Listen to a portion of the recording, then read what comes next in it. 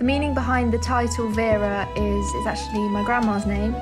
I wrote it for her a few years after she passed away because she was one of the most wonderful people I've ever known and still remains a huge inspiration.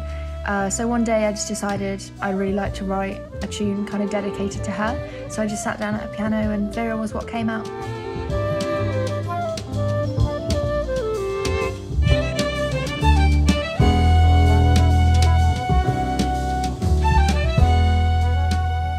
I'd say that my composition process is very vocal-led, so a lot of the time I'll be hearing ideas in my head and I'll sing them and then kind of use an instrument such as the piano or the saxophone or indeed the flute or anything to kind of find the melodies or the harmonies it is that I'm hearing, and I normally use my voice to do that.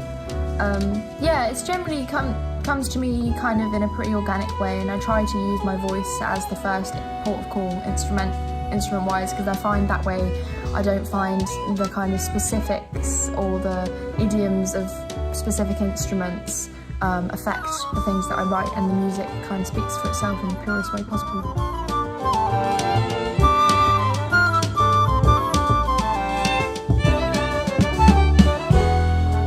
It was really interesting bringing my music to the group because obviously we've got a really eclectic mix of musical backgrounds. So, you know, people who are real kind of down the line, straight ahead jazzers, people who are into electronic music, free music, folk music, people who've trained classically, and it was a real kind of experience thinking about how we might be able to draw all those influences together.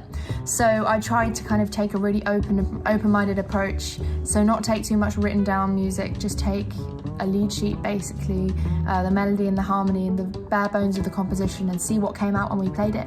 And much of the arrangement process therefore was kind of group-led, improvisation-led, and it came out in a really organic way.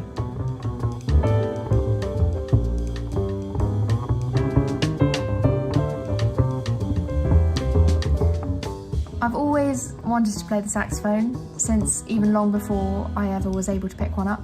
The first saxophonist that I guess was the biggest influence on me was Joe Henderson.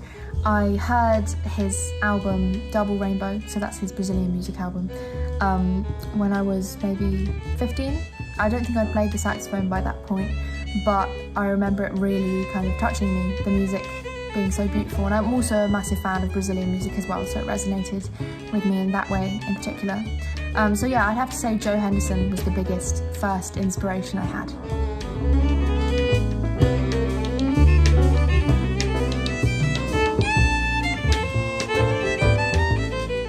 I guess what I hope people take away from Vera is, well, anything they want to really. It comes from a real place of just love for my grandma, a family member, someone who's really special to me.